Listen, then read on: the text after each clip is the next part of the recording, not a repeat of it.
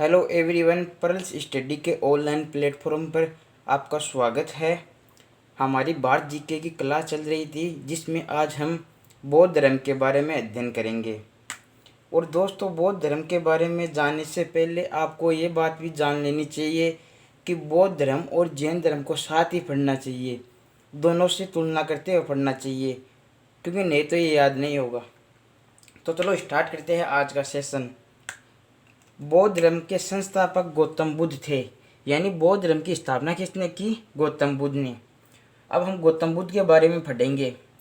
गौतम बुद्ध का जन्म 563 ईसा पूर्व लुम्बिनी कपिलवस्तु में हुआ था, यानी 563 ईस्वी पूर्व में हुआ। ये लुम्बिनी कपिलवस्तु कहाँ पे है? ये वर्तमान में नेपाल वाला इलाका में है, नेपाल में। जबकि महावीर स्वामी का जन्म 540 ईस्वी में कहाँ पे हुआ? कुंडलग्राम वैशाली में हुआ था। इनके पिता का नाम शुद्धोदन था, जो कि शाक्य गण के प्रधान थे। इनकी माता का नाम महामाया था, जबकि इनका लालन पालन करने वाली माता का नाम प्रजापति गौतमी था। इन्होंने गृह त्याग 29 वर्ष की आयु में किया, जबकि महावीर स्वामी ने 30 वर्ष की उम्र में गृह त्याग किया था। और इस गृह त्याग को बौद्ध धर्म में महाविनिष्क्रमण कहते हैं।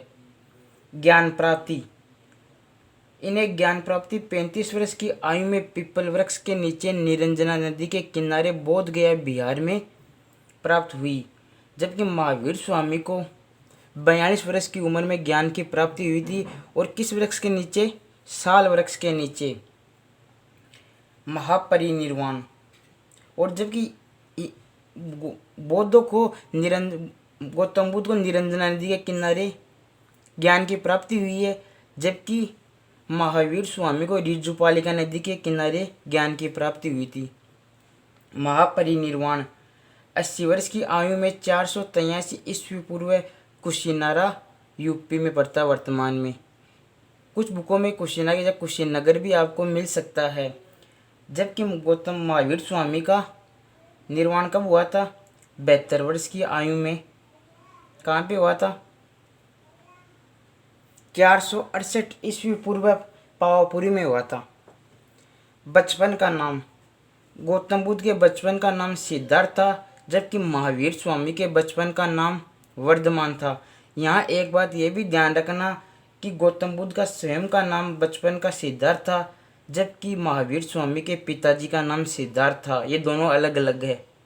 प्रथम उपदेश ऋषि पतन सारनाथ में दिया था, जिसे हम यानी बौद्ध धर्म में धर्म चक्र परिवर्तन कहते हैं। अनुयायी शासक बिंबिसार, प्रसेनजीत, अजातशत्रु, अनाथपिंडक। गौतम बुद्ध के प्रमुख शिष्यों में आनंद और उपाली आते हैं। सारनाथ में धम्मों के स्तूप को seat of the Holi Buddha कहा जाता है। यानी अगर ऑप्शन में धम्मों के स्तूप आए तो इसे seat of the Holi Buddha कहा जाता है। अगर ऑप्शन में सारनाथ आ जाए तो इसे भी कह सकते हैं, क्योंकि ये धम्मों के स्तूप सारनाथ में ही है। बौद्ध धर्म मूलतः अनीश्वरवादी है, जबकि जैन धर्म भी अनीश्वरवादी था।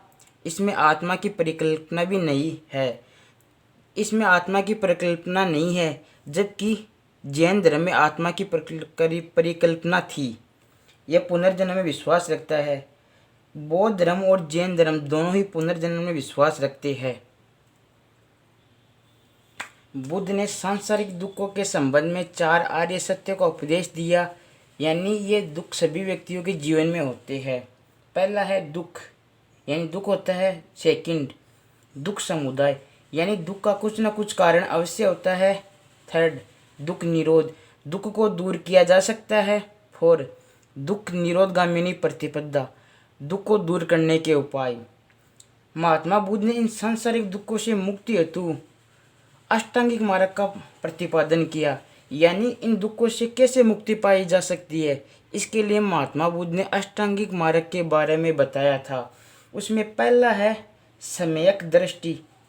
इसका अर्थ है कि आदमी को दृष्टि अच्छी रखनी चाहिए, गलत नहीं सोचना चाहिए।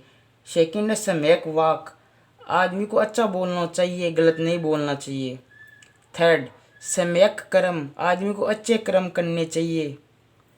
सम्यक व्यायाम, व्यक्ति को व्यायाम करना चाहिए क्योंकि इससे शारीरिक व मानसिक तरीके से व्यक्ति स्वस्थ रहता है।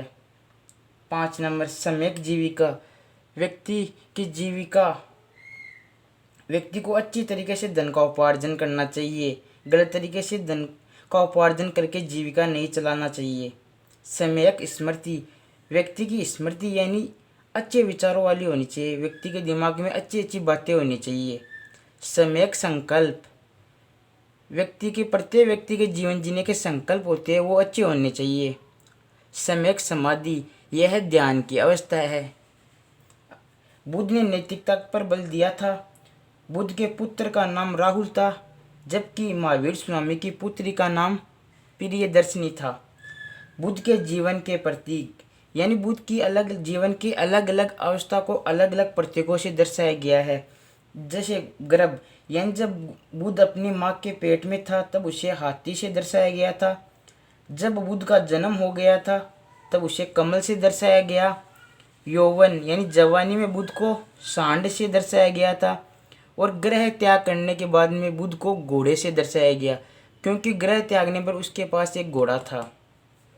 त्रिपिटक, बौद्धों के प्रमुख 3 ग्रंथ, यानी बौद्धों के प्रमुख 3 ग्रंथ है, उनको संयुक्त रूप से त्रिपिटक कहा जाता है।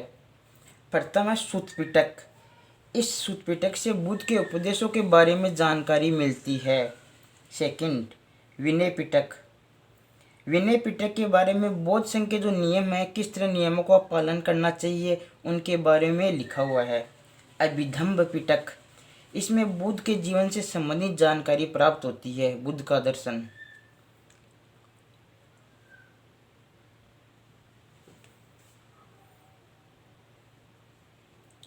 त्रिपिटक के बारे में हमने पढ़ लिया, ये इनके बारे में वर्णन मिलता है।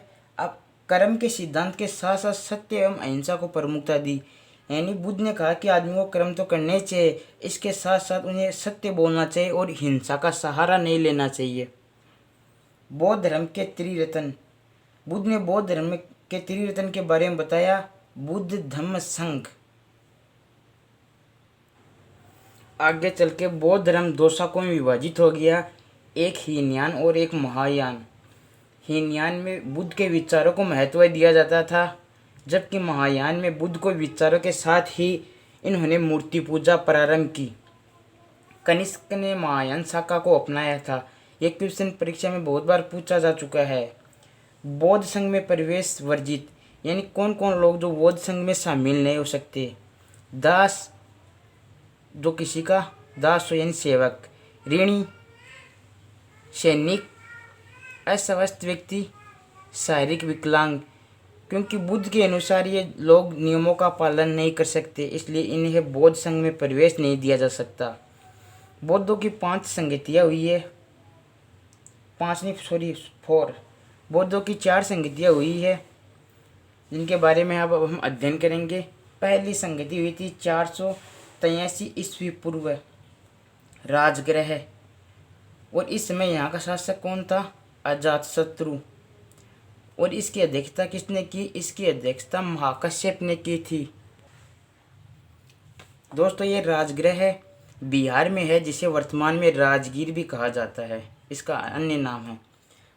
दूसरी बौद्ध संगति 383 ईस्वी पूर्व, यानी इससे लगभग 100 साल बाद में वैशाली बिहार में हुई थी।